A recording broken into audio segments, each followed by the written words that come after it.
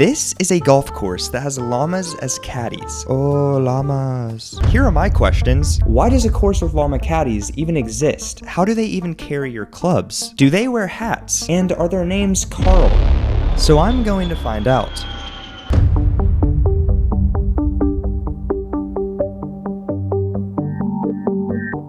So I'm currently in Transylvania, North Carolina, and the name of this area sounds crazy. I feel like I'm literally in like a vampire town, and it does not help that I have zero cell phone service because I'm literally in a remote location in the North Carolina mountains. So here's our game plan. Step 1, answer all of my questions about the llama caddies. Step 2, play a hole with a llama caddy. Step 3, figure out if llamas are better caddies than people. And step 4, become best friends with my llama caddy. And the answers to all of my questions lied with Mark, the creator of the Llama Caddies.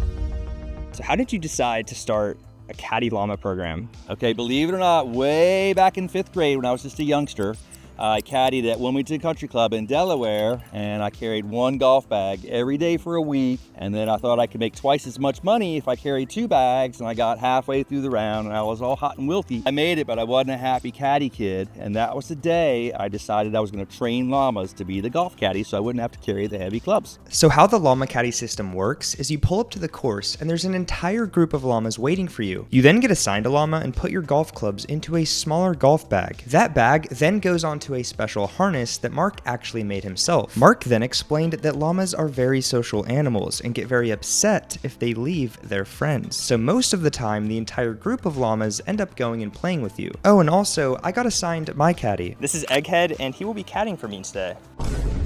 So how do these guys just stay in place? Do they not want to run around? And like, do they ever get in your swing? Control the belly, control the beast, okay? As long as you plant your llama with the spike somewhere out of the way of your golf and they can enjoy the open salad bar, they're gonna have fun eating while you enjoy your round of golf. So do you think that llamas are better caddies than people? Yes, everybody's happy when their llama is on the golf course with them. What is that like noise? That's called the llama hum. He's trying to help you with your backswing. He's getting ready to see what you got. So he's giving actual like good golf advice. Yeah, good golf advice.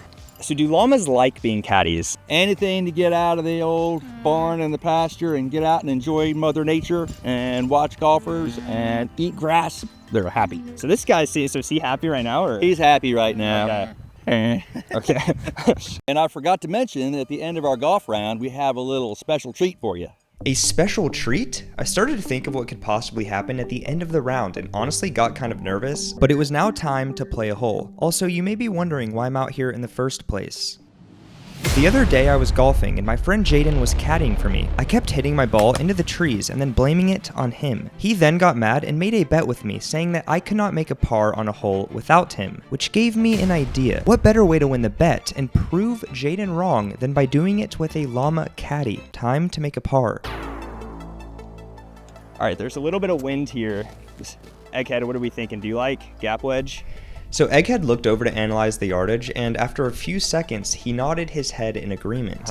Okay, I agree. I'm gonna commit to that. Okay, now in all seriousness, as I teed up my ball, it was actually kind of crazy having a llama like walk around in circles right next to me as I was trying to swing. And I kept backing off a few times because there was a llama right next to me. Kinda gotta get used to this. Okay, I need to lock in, because it was time to finally prove Jaden wrong. The hole I was going to play is about 110 yards, which you might think is easy, but I have the wedge yips from this distance, and this was the first swing of the day. And I actually hit the shot pretty good, and so Egghead came over to see it, but then it landed just short of the green, and Egghead turned away unimpressed. As me and Egghead made our way to the green, I tried to initiate conversation to work towards me and him becoming best friends, and I could start to feel a natural bond between us. So Egghead, how are you doing? It's a beautiful day, isn't it? How's the grass out here? Now before I hit my chip to make par and win the bet, I actually had to place the pole into the ground for the first time. Mark mentioned earlier that you have to be strategic with it and place the pole away from your ball. And that took some practice because the first time I placed the pole, Egghead was directly in my line. But then Egghead actually noticed that and then politely moved out of the way.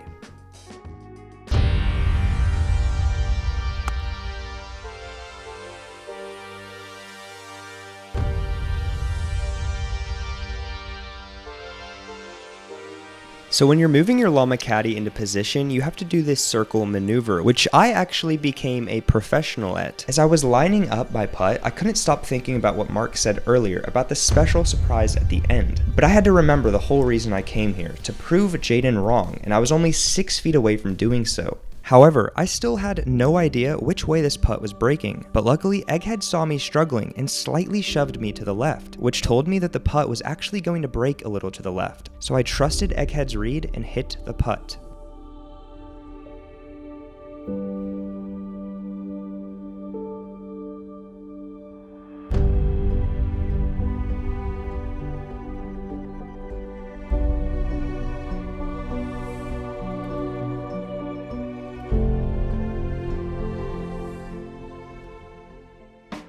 So before the special surprise, me and Egghead hung out and had a great time getting to know each other, and I was about to accomplish the final step of becoming best friends with Egghead. And honestly, this was just like the best day ever.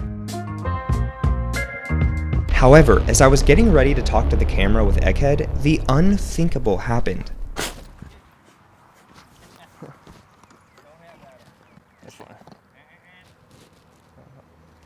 Oh!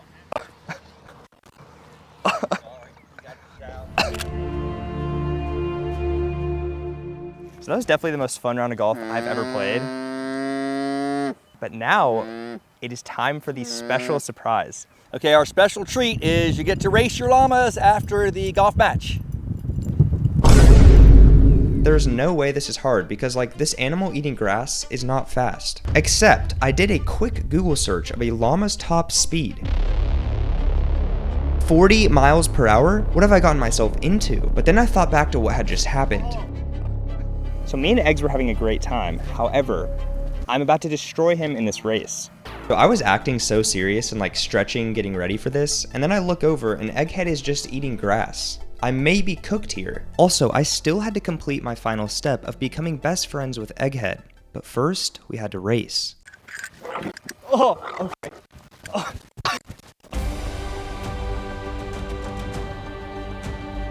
Okay, oh my god. I'm already cramping, oh my gosh. Oh my gosh. Oh my gosh.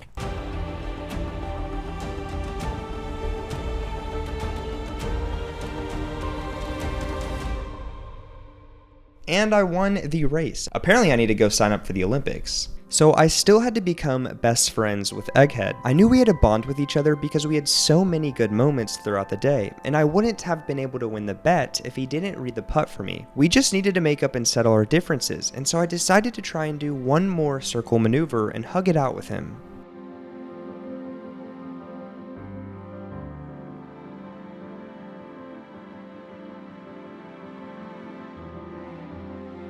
So the takeaway for me is that llamas are better caddies than people, and me and Egghead will be best friends forever. Bye, Eggs. I'm gonna miss you.